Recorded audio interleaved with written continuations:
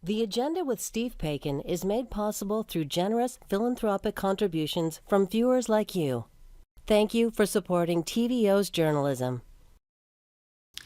We think it's safe to say that most people in Ontario are not spending every waking minute thinking about the provincial election this June. But those writing their party's platforms are. We'll speak to some of them tonight about how they turn ideas into campaign promises. Then, what's missing from Ontario's dementia care for South Asian communities? We'll get a read on that. It's Thursday, March the 10th, and that's next on the agenda.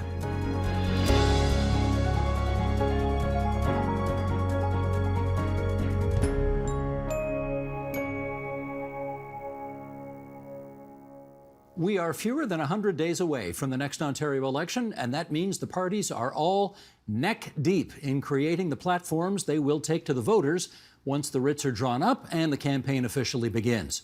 Platforms can be hugely important in determining whether a party has got game or is laughed out of the game. So, how are these campaign documents created, and who has the final say about what makes the final cut? Let's find out, and we'll introduce them in order of precedence in the legislature, starting at his office in downtown Toronto. There's Michael Balagas. He is the Chief of Staff and Campaign Director to the Leader of the Official Opposition, Andrea Horwath, and he heads up the NDP's Platform Development Group. In Calgary, Alberta, Kate Graham, co-chair of the Liberals Platform Committee and the party's candidate in London North Centre. And in Mississauga, Ontario, Deputy Leader Abhijit Mane, who's co-chair of the Greens Platform Committee and the party's candidate in Beaches, East York. And as I welcome everyone to the program, you may notice we have no representative from the Progressive Conservatives here. And that's because, despite our repeated efforts to secure a representative from that party, the campaign director, Corey Tenike, simply declined to respond to any of our multiple invitations. I've known Corey for 20 years, and for whatever reason, he simply didn't respond to any of my emails. I guess this is what the kids call being ghosted. So, okay, such is life, and on we go. I'm delighted to have you three here, though. And let's set up this conversation with the following. Back in the 1990s, the Liberals came out with something called their Red Book. This is federally, Jean Chrétien, and there's no question it helped them win. The Progressive Conservatives under Mike Harris in the middle 1990s came out with a Common Sense Revolution. Again, no question it helped them win. 4 years ago, Doug Ford's Conservatives didn't have a platform at all, and yet they won. So the question, Michael, start us off. Is a platform really all that crucial to a party's electoral success? I mean, I think it is. I think it's one of those incredibly important elements, but I would sort of underline elements. I mean, it is it's one piece. And I think what's important in the two documents that you mentioned, in many ways, it was less the specific content in the documents than the direction that the document signaled to the electorate. And that's one of the key pieces of a platform. I hear a lot of average voters say, I can't make up my mind till I read the platform. And with all due respect, not a lot of average voters read the platform. But they do take from the platform and how it's analyzed a very, very strong signal about what they can expect in terms of a potential government's values, its priorities, et cetera. So important, yes, but one of many ingredients that go into helping voters decide which way they're going to go on election day. Kate Graham, how about you? You've spent an awful lot of your life over the last many months putting together the Liberals platform that they will take to the voters in less than 100 days. How important do you think it'll ultimately be in whether the Liberals are successful? So you won't be surprised to hear me say this, but I think it's enormously important. And not just the document, but more importantly is how we got there.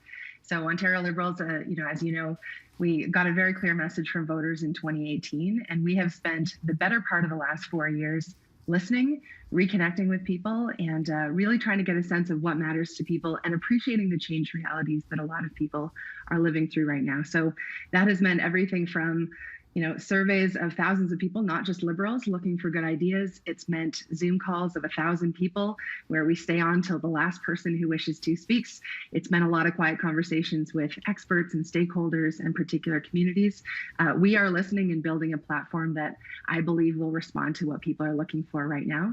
So the platform matters, but where I started, and I very much believe that the process of getting there, bringing people together, providing a meaningful opportunity for people to speak up about the things that they care about, that's what politics is supposed to be all about. So building a platform can be this amazing opportunity to give people a chance to have their say and put their fingerprint on a plan that represents, a better path forward for us as a province. Abhijit, how about you on that? Yeah, I think the fact that the 2018 election won Doug Ford a victory over something like buck of beer was incredibly troubling. But I think it's not something as an indicator of what's to come. But I think more so, I think it was a factor about the sheer huge anti-incumbency factor that was weighted against the Wynne Liberal government. But I think a platform is absolutely crucial because, as Michael, as my fellow panelists pointed out, there are massive vision that you're put forth towards voters about who the party is, what the leadership is like, and what kind of ideas that they're going to be putting forward, and that is a good indicator of where that party currently is and what kind of government they will be forming. For us Greens, we recognize that we won't be forming the next government. Probably, politics is strange and stranger things have happened. But we recognize that we want to be an important part of a minority government that comes about in 2022 in June. And what kind of partners will Greens be in that minority government? That's the kind of vision that we put forward. And again, we've also done a massive grassroots campaign of making sure we connect with our stakeholders, also just with people on the street, not just with interest groups, but people, real Ontarians with real issues that have been played out throughout this pandemic and even before that. Abhijit, I like the way you said probably because I remember covering this back in 1919 when the United Farmers of Ontario were so convinced that they had no hope, they didn't even have a leader when they went into that election and they won a majority government. So go figure. Probably, right. Kate, I want to circle back, though, to something that you touched on, because, and let me set it up this way. I know Lynn MacLeod, who was the leader of the Ontario Liberals in the 1990s, is a big political hero of yours. She's the first female ever to lead a major political party in Ontario history. And I well remember, I actually really did cover her platform kickoff for the 1995 election. And it was as good a document as I'd ever seen. Here's what we're going to do if we win in our first 30 days. Our next 30 days, the next 30 days after that, it was all lined out, policy prescriptions every step of the way, and she did not win. In fact, Mike Harris handed her a very significant defeat. What lessons do you take from that? That is a very good question, and one that I think we have been really grappling with as we've been rebuilding as a party. As I said earlier, we heard a very clear message in 2018 that we had lost touch, that we had stopped listening to the things that people care about. And so the platform process and also this whole campaign for Ontario Liberals is a chance for us to go back to Ontarians and say, we heard you. We listened to that message. We have spent, as I said, 4 years trying to understand the issues that matter most to you. And, will a platform win the election? I think it's one ingredient. We've got a terrific leader. Stephen Del Duca is, a thoughtful, smart, reasonable guy who really understands politics. He's a what you see is what you get.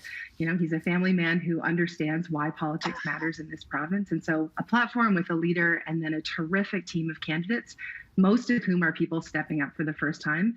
I think it's a number of ingredients that we will need to be successful in June, but the platform is a big part of it. It's, we want to be clear with Ontarians about here is what we understand matters to you.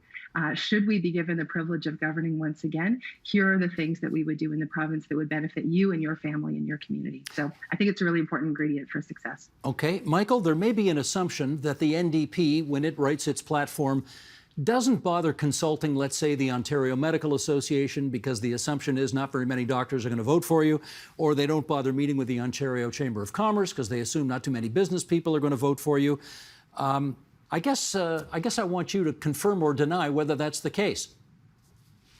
Well, I can show you my meeting schedule, which will certainly deny that that's the case. I mean, we do always, and this election in particular, I want to emphasize, we have reached out to every element of Ontario society, whether it's business, labor, academia, medical institutions. The two that you highlighted, the Ontario Medical Association, the Ontario Chambers of Commerce, we've had extensive discussions with them, and very fruitful. I mean, they provided us some great advice. We talked extensively when we came out with our $20 an hour minimum wage policy. By the way, a lot of platform is already out. I want to say, and that's one of the pieces. And we had very, very good discussions with the Ontario Chamber of Commerce about how business would implement that, the kind of supports. So we talked to, I think, to Kate's earlier point, we talked to a whole mass of stakeholders, like literally hundreds of stakeholder meetings that covered the gamut, in addition to the thousands of inputs that we get from party members, activists, and individual Ontarians. And you know, the last thing I would say to that, I mean, the closer you are to potentially forming a government, and I want to underline potentially forming a government, the more these consultations become much, much more important and much, much more meaningful. And so not only have we gone the extra step to reach out, but these organizations have gone the extra step to reach out to us this time, which is really encouraging and a really, really positive development. And I think you'll see reflected in our platform. And Abhijit, let me ask you a similar question, which is, you being with the Green Party, the assumption many people may have is that you don't bother wasting your time going and talking to the oil and gas industry representatives about what they'd like to see in your platform. Is that true?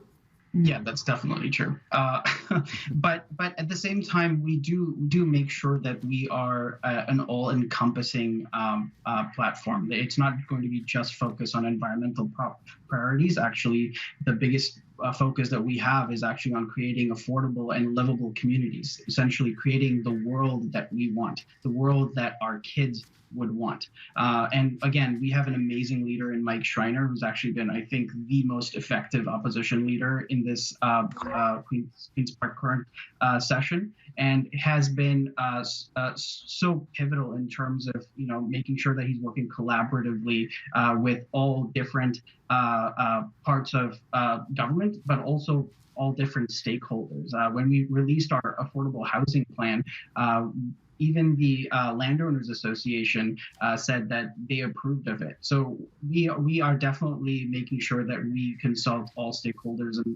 in diversity of opinions. But our values are still our values, and we're gonna make sure that we stick with them. And in terms of the actual platform itself, we have again staked out an enormous amount of people for the creation of it.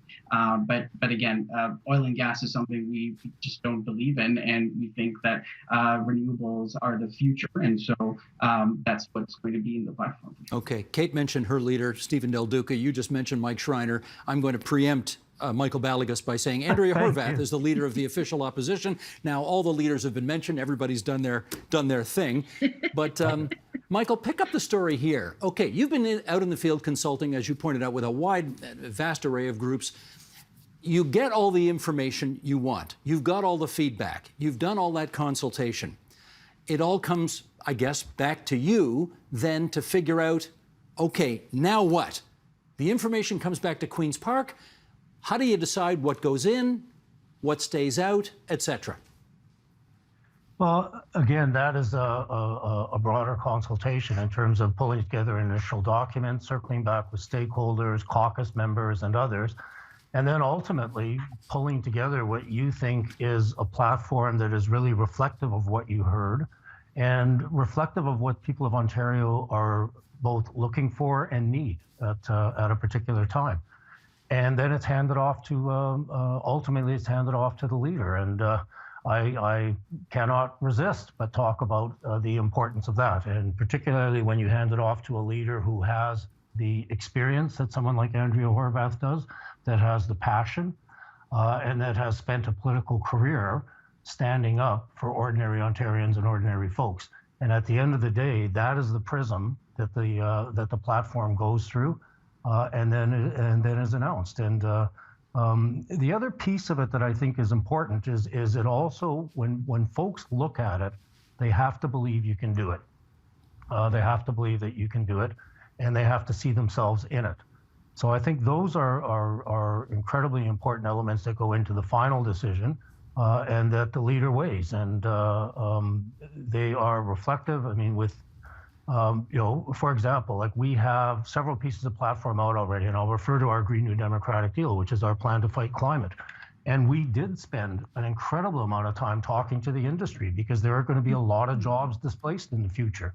We talked to the industry, we talked to the unions who represented those workers, and made sure that they were reflected in the final document that we put forward.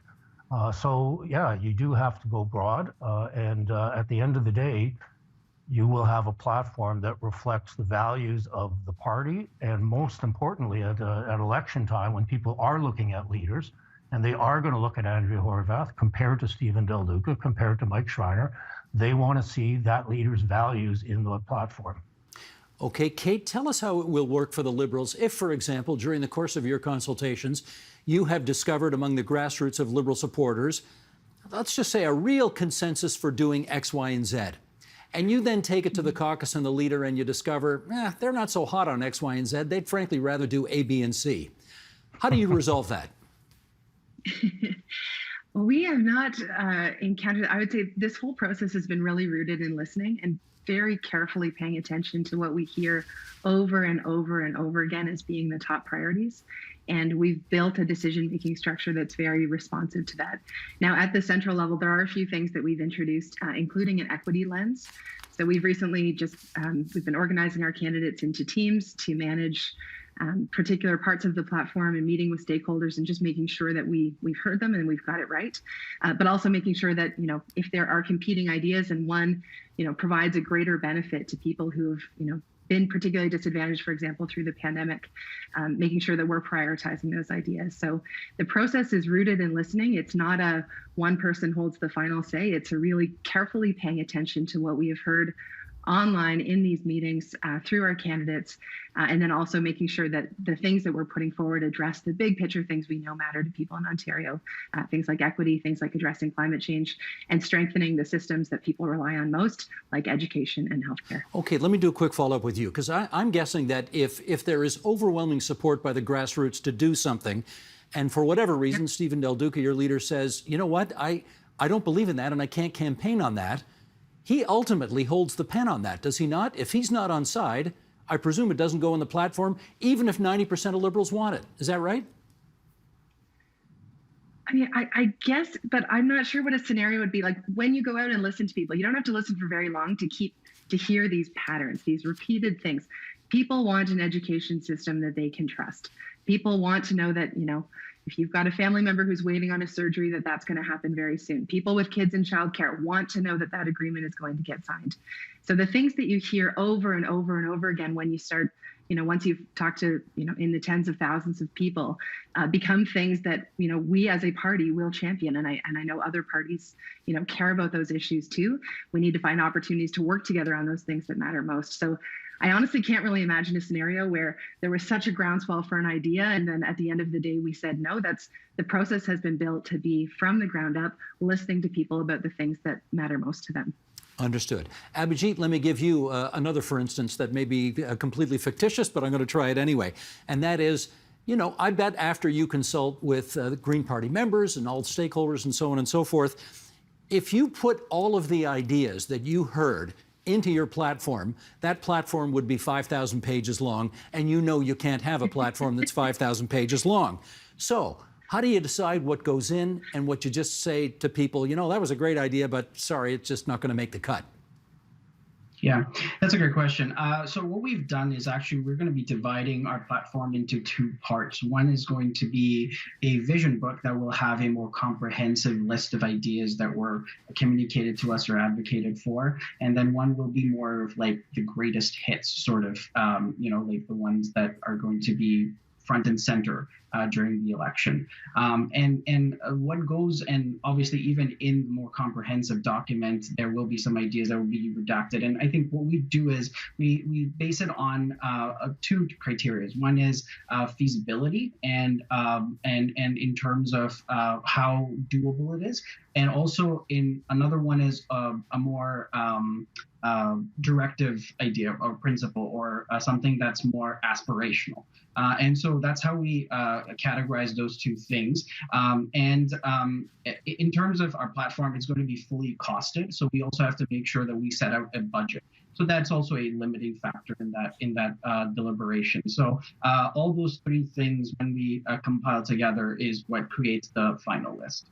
Michael, let me circle back to something you said several minutes ago, which is you are quite confident, despite all of the effort that you and others have put into creating the NDP platform, you are quite confident, I bet, that 95% of Ontarians are not going to read it. And I wonder how frustrating or how irritating it is for you and your colleagues to spend so much effort on a document that you know so few are ultimately going to see. Yeah, I don't think it's frustrating at all. I think that there's a large number of Ontarians will look at parts of the platform, particularly stakeholders. They want to see themselves in the platform. They want to know that their ideas are represented, et cetera. You know, for example, electoral reform. I'll use that as an example. I would argue that 90-odd% of Ontarians have no idea when we start talking about electoral reform what we're talking about, nor are they going to base their vote on it. But there are Ontarians that this is an incredibly important piece of their deliberation and their thought, and they're going to look. And they want to see that their ideas, they're reflective. And some people will make their decision on it. I mean, there's people looking now at the kind of electoral reform that Stephen Del Duca proposed versus what we're proposing. There's campaigns underway already in terms of, with due respect to Kate, in terms of what's wrong with the Liberal proposal and what's good with the NDP proposal. So those things happen. It's a small group, but it's important that they're there and it's important that they see themselves. The challenge for us, for the rest of Ontarians, what they want to know is they want to know, what are your priorities? Are they my priorities? And can you deliver on them? So we, you know, to your point, Steve, we put out our platform very early. It'll come out pre-election. I don't think that's any big surprise for folks. It came out pre-election last time because we want those folks to see themselves, to find themselves in the platform and have time to think about it. We've already put out a major piece on seniors reform, how we reform seniors care in this province coming out of the pandemic. We've already put out a major piece on housing, and we've already put out a major piece on climate. So this stuff is out early and it's out that people can see it. And I accept that the average person who's worried about, I got to pay my rent, my kid's school is falling apart, and I'm not that secure in my job. Those are the things that they want to make sure they're hearing us talk about front and center during the election. So once the closer you get to the election, the more you start focusing in on those priorities and being able to say to people, we understand you, we are with you, and we have a doable, affordable plan to get it done. Kate, we have seen campaigns in this province and frankly nationally as well fail, and leaders really badly embarrassed because the people who put together the platform frankly screwed up. You know, they got the math wrong on something, or they didn't see that this program would actually cost 5 times as much as what they initially anticipated, that kind of thing. How much pressure do you feel right now on yourself and your team not to screw this up? What kind of a question is that, Steve? I mean, before you asked the question, I was feeling quite good, but no, I'm just kidding.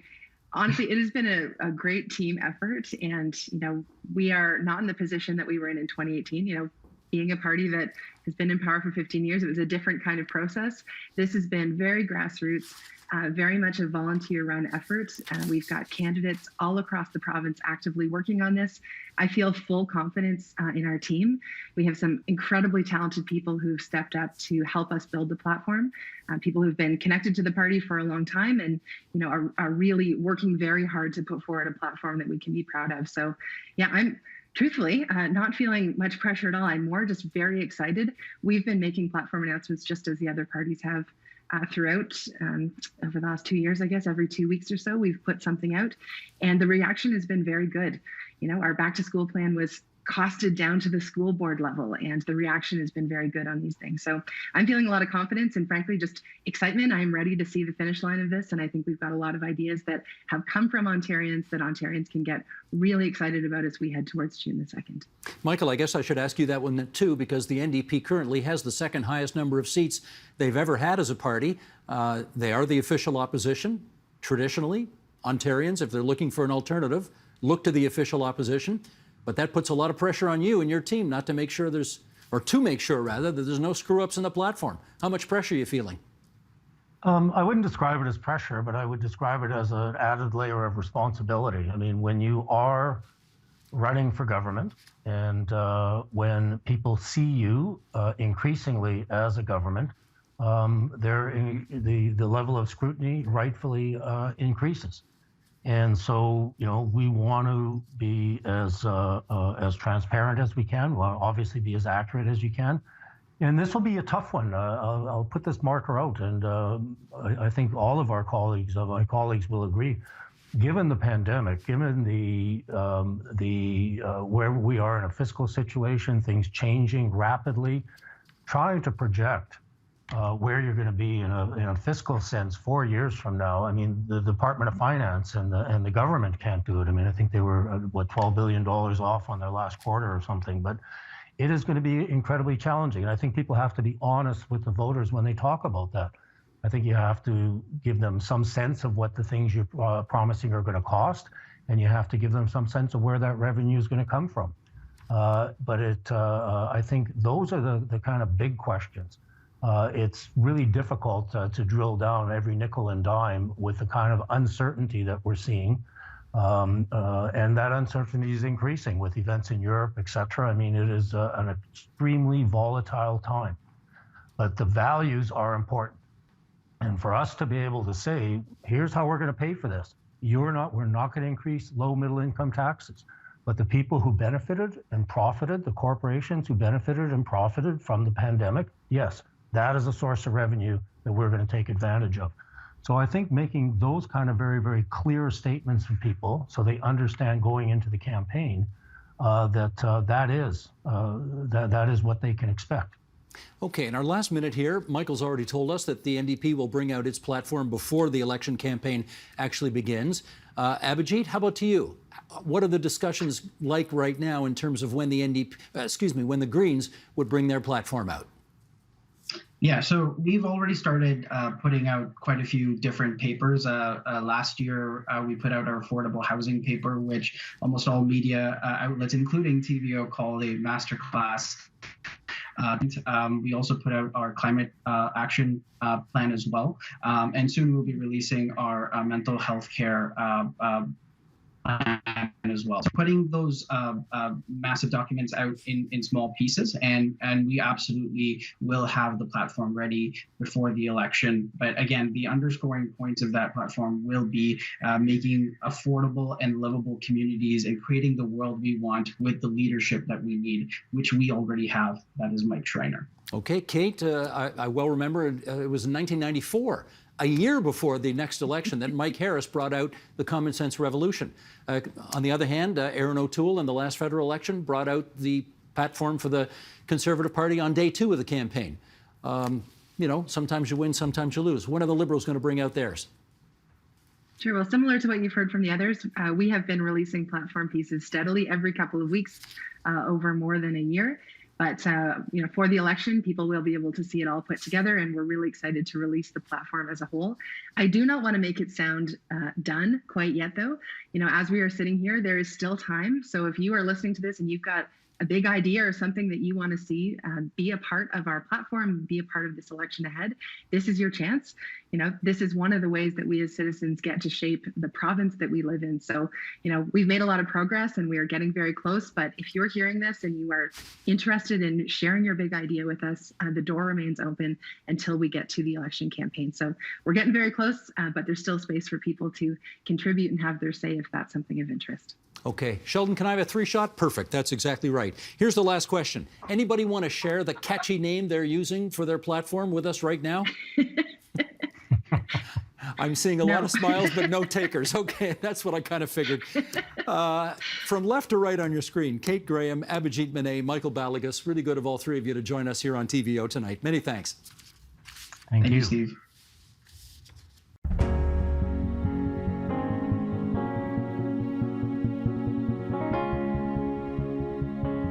more than 250,000 Ontarians are living with dementia. That's expected to rise as the population ages. But already, the limits of the types of care available have left some communities looking for answers. Amongst the largest are South Asian communities in the GTA and across southern Ontario. With us now for more, in Waterloo, Ontario, Navjot Gill, a PhD student in the public health program specializing in aging, health, and well-being at the University of Waterloo. In Pickering, Ontario, Josh Suresh, who has helped several family members here in Ontario access dementia care. And in the provincial capital, Dr. Samir Sinha, Director of Geriatrics at Sinai Health and the University Health Network. Welcome, everyone. Thanks for having us. Thank you for having us. So I think a good starting point is sort of defining what culturally appropriate care is. Samir, what exactly is that? Yeah, when we're hearing this term culturally safe and appropriate care, and it really comes to the essence of making sure we understand who is the person that we're working with. Because while we might even just look the same, we all have different lived experiences. We might have different cultural backgrounds and needs. We may have different experiences of trauma, and understanding who the person is, what experiences they have, understanding their cultural preferences, their dietary preferences. These are all ways in which we can provide what we call cultural safe and appropriate care. Everything from the language we use, the food we serve, the way in which we interact with something. These are all ways in which we express what we call culturally safe and appropriate care. Navjot, I'm going to get a follow-up on that. What does that exactly look like in a care setting? So in a care setting, for example, if we take an example of a long-term care home, that would be having recreation services which are culturally appropriate. For example, right now, if we look at the way recreation services are set up, they're mostly like bingo and, reminiscing about old like 30s and 40s, which might not be, which are like embedded in Western culture. So not really specific, as well as, the services in terms of the food that's being provided there, even though there are ethnically specific cultural homes that do cater to individual needs. The wait times are long and they're not that readily available. Samir, I want to follow up with you. Who exactly determines what is a culturally appropriate care setting?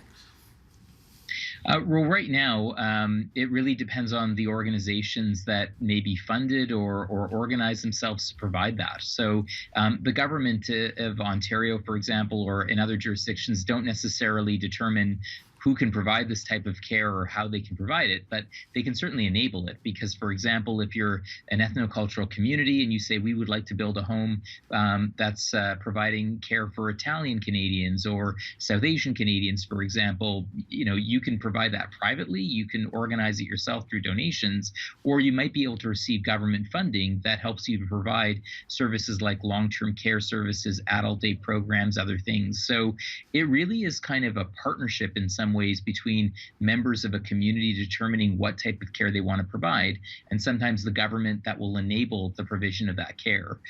So it can be, so nobody specifically determines that. And that's why you can see a huge variation in the availability and the quality and types of culturally appropriate and safe care that's available across Canada and specifically in Ontario.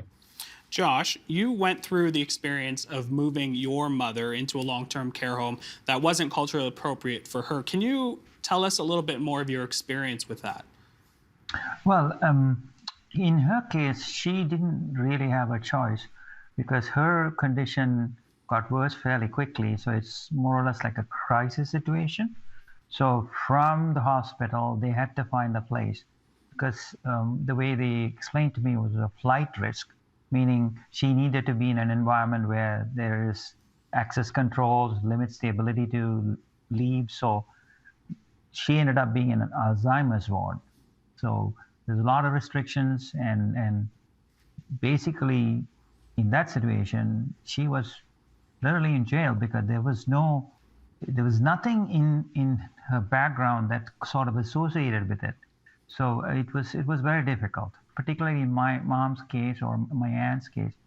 They go back to their 20s and, even their teenagers, and they try to relate to things that they did then and ate then. Mm-hmm. So the memory seemed to go so far back. And if they can relate that to the current situation, that's where the alienation comes, they get lost, and then that's very depressing to see. Navjot, I want to follow up on that. How do sociocultural norms in South Asian communities influence how dementia symptoms are perceived, or do they go unrecognized at all? Yep. So the first step starts with just recognizing the symptoms, and research shows that within the South Asian community, there's a barrier within the very first step. So people have difficulty recognizing the symptoms itself. They sometimes think it's a normal part of aging, or even if, so the term dementia itself does not have a word in most South Asian languages. So it's usually associated with memory loss, whereas we know that it extends way beyond that. So just taking the initial steps of recognizing what dementia is, and then religion plays a big role as well. So in some cases, people usually associate that, if someone is living with dementia, they might be developing a deeper connection with God. So they normalize it in that way, or they might be paying for sins from their past. So research has shown that these are the kind of association people sometimes make. And once they do move past recognizing the symptoms, it's usually difficult associating and directing care within the family, because there's so many barriers in, for example, filial piety. So within South Asian culture, we usually tend to believe that we want to keep our elders at home and provide care for them at home. So that kind of restricts the conversation around what do we do next if we do have to, get more care and possibly look at placement in a long-term care home. I want to follow up on that. Do you believe there's a stigma around long-term care homes in South Asian cultures that, perhaps this is maybe the failure of a caregiver of some sort, that, we resort to a long-term care home of some sort? Yeah, so there's this belief that the family take cares. Usually this responsibility does fall on the son if the couple does have a son. So the son and the daughter-in-law are supposed to take care of the elders as they age. And if you look at Asia, South Asia, long-term care homes or nursing homes are usually seen as a last resort, where you move your elders if you don't want to take care of them, or there's no one to take care of them. So it's seen very negatively, where it's seen like the son doesn't want to take care of their parents, he doesn't care anymore. That's why they're putting them in there. So that's that negative stigma associated with it.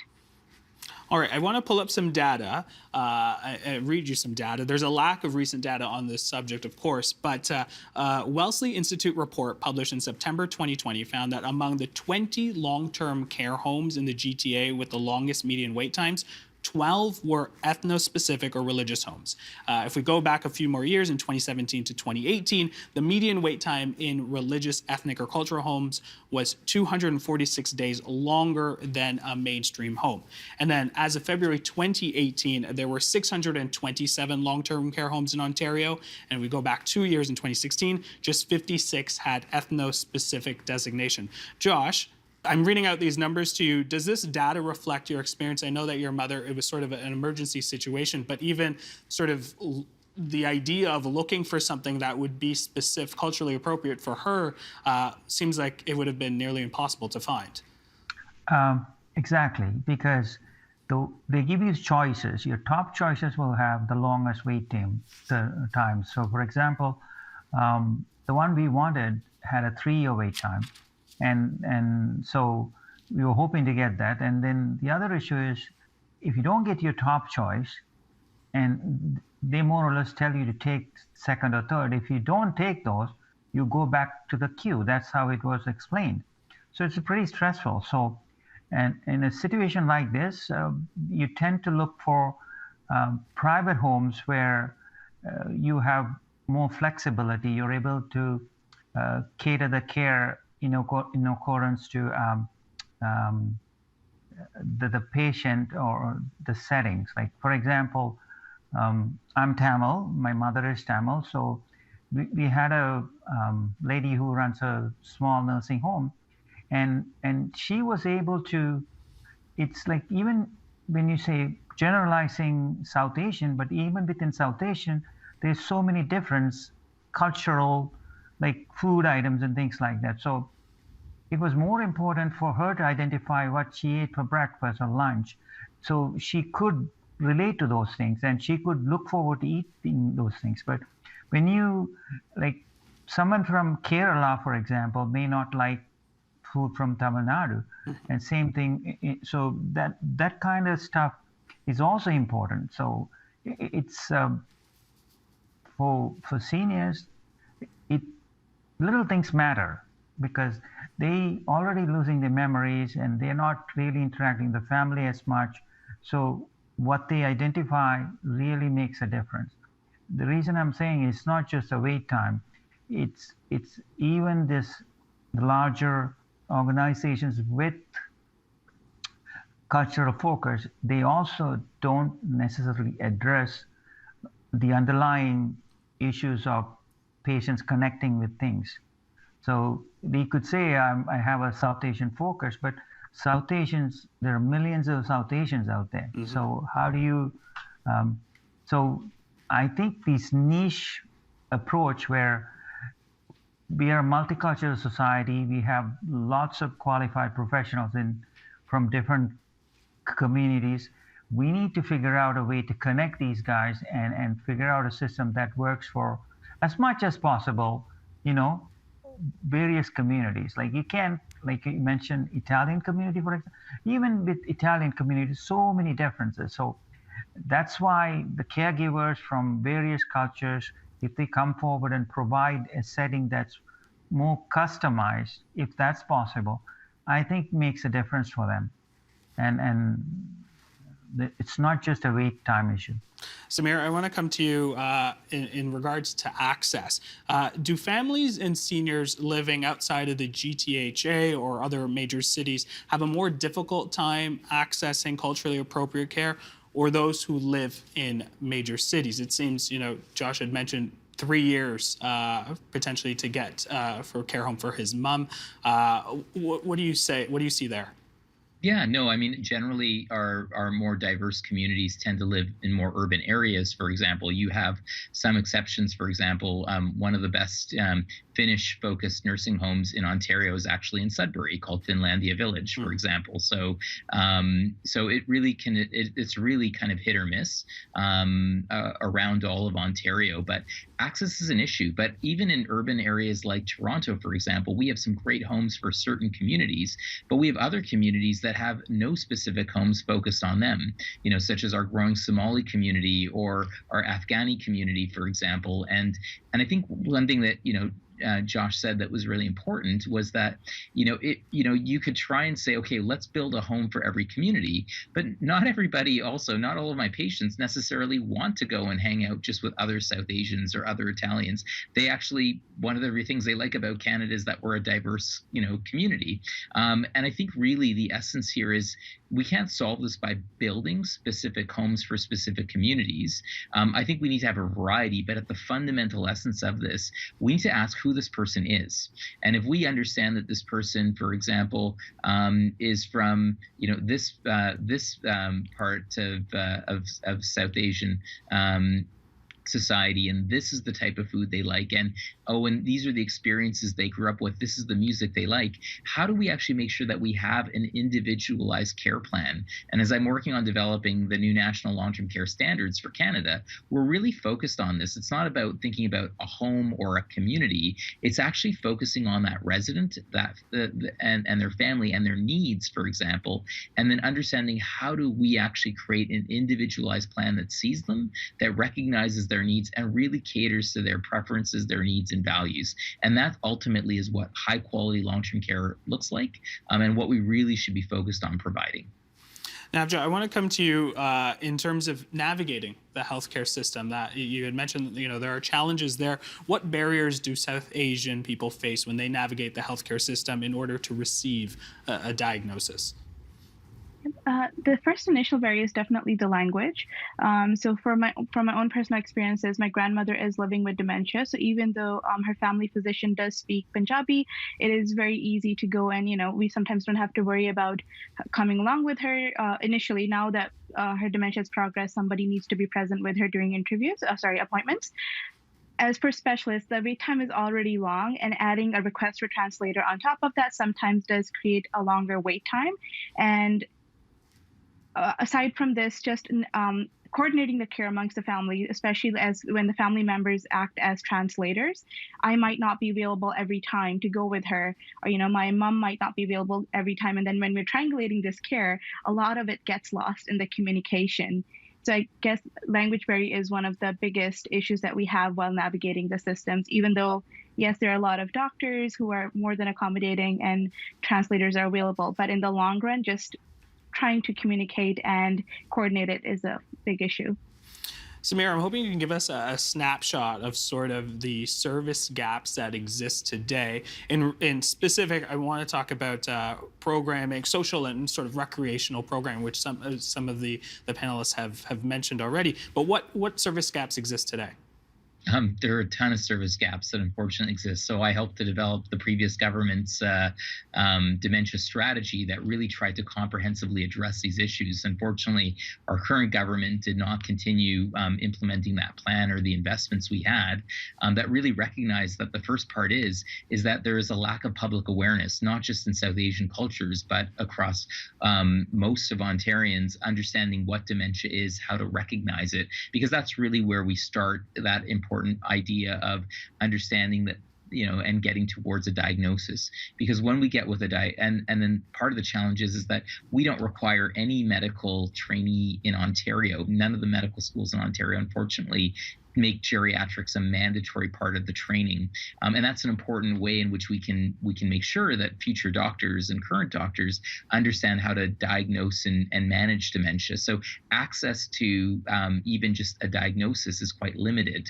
And then even if you do get someone who is able to diagnose you and understand what the issues are, then it's actually linking them to the appropriate services, the caregiver supports that could be important, the what we call adult day programs, very specific community programs that might exist, for example, that can help individuals living with dementia and their families get the support that they need so that they can approach these issues proactively. Because the challenge is that with dementia, we don't have anything that's curative.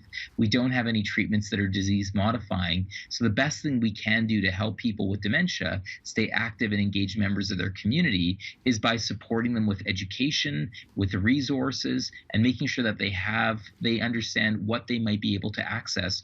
But what you may be able to access varies quite significantly across the province, especially when really there are just differences in what's funded, what's organized. We don't currently have a specific coordinated approach to supporting people living with dementia and their families across Ontario, and I think we really need to get there. Navjot, do you think some caregivers hold off putting their loved ones who are battling dementia in long-term care homes due to the lack of sort of the options out there? Yes. Speaking at least from my personal experience, that's one of the reasons why we have held off with our grandmother. We have, along with the cultural connotations around it, that this is not the right thing. She should be staying at home with family. We live in an intergenerational home, so her son, my dad is there, we are there. But looking, out of curiosity, just looking at services, I'm afraid that if she goes to a long-term care, just like Dr. Sinha mentioned, that having that person-centered care might be difficult, especially in her case. Because she might not associate with the food there, the services there, and just like how Josh was mentioning as well, the wait times are very long. So I guess these are some factors that add up to just holding off placements into long-term care, at least from my own personal experiences. Josh, I want to talk to you about your experiences as well. At what point did you realize you could no longer care for your mother at home? It's not just dementia. Like when they have dementia, there are other complications comes. Like with my mother's issue was she was hearing voices, and voices are instructing her to do certain things. So like leave the home. It's like in my case particularly, she started talking to my dad who passed away many years ago. So, oh, he's waiting outside. He wants me to come. So she would walk out the middle of the night and in a dead of winter. So if we don't catch her, then it'll be a problem. We try to put some locks and things like that, but that I was told we can't do that. So really, it became a question of her safety And then really we couldn't provide 24-hour care. So that's when the decision was made. And that was the crisis situation. The police actually told us, like I have some friends, they said, look, you can't keep her like this. And then he actually suggested I put her in the hospital, and from there she went to the home. Now, Josh, you've helped several families in Ontario access dementia care. I'm curious, where are you sending family and friends and telling them to go in terms of resources, information, and long-term care homes?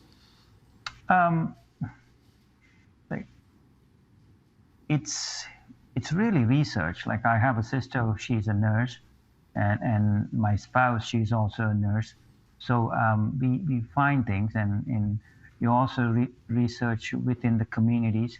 There are people who's been in this industry long enough, and they know what to do, but they don't have the resources to do it. I mean, you kind of figure out a way to network things, and it's really through network, because everyone can advertise what they do, but in reality, what happens is it's a different thing. So you just have to rely on your network to really understand the care that advertised is being provided. So that's the trick. I want to read a statement from the Ministry of Long-Term Care. The agenda reached out to the ministry about their efforts to expand culturally appropriate dementia care. This is the response that we received Wednesday afternoon. While individual homes may choose to provide culturally specific services and self-identify to their respective home and community care support services as serving cultural, religious, or linguistically diverse residents, this information is not tracked at the provincial level. The ministry also detailed its not-for-profit loan guarantee program, which unlocks $388 million in lending from Infrastructure Ontario for these homes. Samir, most of the decision-making, as we know, comes from the provincial level with the Ministry of Long-Term Care. Is the ministry doing enough to support the creation of ethnocultural homes or beds dedicated to diverse care? Well, the key is, what we just heard, was the fact that we don't even have a system for people to get access to diagnosis and support to navigate things in the community. When we're hearing that the way you access care is when the police tell you this is no longer viable, go to a hospital, crisis, now you're in a crisis situation, you're now being forced to put your mom or dad into a home that you don't want them to necessarily be in. That's our current system that our government has actually created. And this is what I live with every day with my patients and the families that I have to navigate this through. Luckily, I'm pretty expert at navigating through, but there's only so many geriatricians. There's only, 180 of us in Ontario. And this is just not a system. So when the government says, we're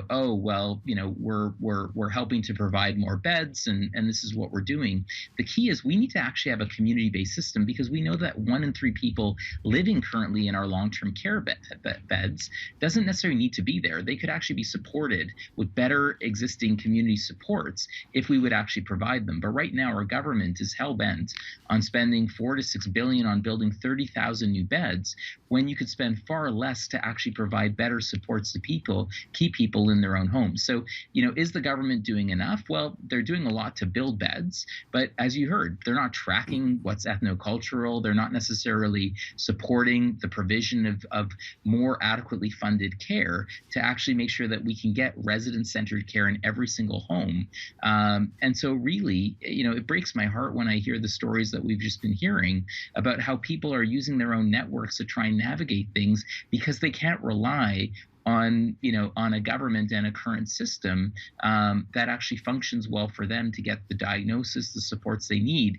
And the only way you get into long-term care, it seems, is in a crisis. And that's really the last way that people should be accessing this, because the stress on residents, on their families, is nothing short of enormous. Josh, I'm going to come to you for our last question here. Do you think that if your mom had received the right care, she would have lived longer and had a better quality of life? Obviously, it's not living long. The most important thing is how she lived. So in that setting, like, she would see me maybe 3 times a week for half an hour. And then I actually managed to find someone. She was a PSW who could speak the language, So she would go in during lunchtime because the bigger issue was she refused to eat, and she, like, from 120 pounds, she went down to like 80 pounds because she wasn't eating. The staff there, they will not force her. So this person can go and talk to her in her own language, talk about, things that they used to do, and during the conversation, she spoon feeds her, and that's what made the difference. So maybe simpler choice maybe is to find staffing more appropriate for the patient population, because where my mom was, it wasn't. They had to follow. It's a large corporation, so they have to follow certain guidelines. It's very difficult for them to sort of cater things. But if you can have people or staff who can speak the language, maybe it's a little bit easier, or understand the culture. It makes the quality of life better. Because my mom, she wasn't talking too much. She would say things like, "What a life, Suresh," She didn't want to live. That's not the way to end, towards the end of your life. It's very hard to, for a relative as a son, to see your parent just in that situation. She was thinking she was better off dead. Josh, thank you so much for sharing your story with us tonight. Samir, Navjot, thank you as well for sharing your expertise on this topic. Really important story. Thank you. Thank you. Thank you.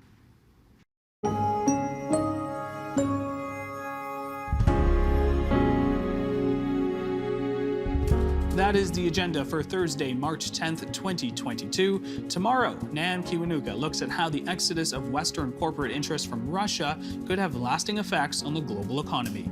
I'm Jay Jaganathan. Thanks for watching TVO, for joining us online at tvo.org, and Nam, we'll see you tomorrow.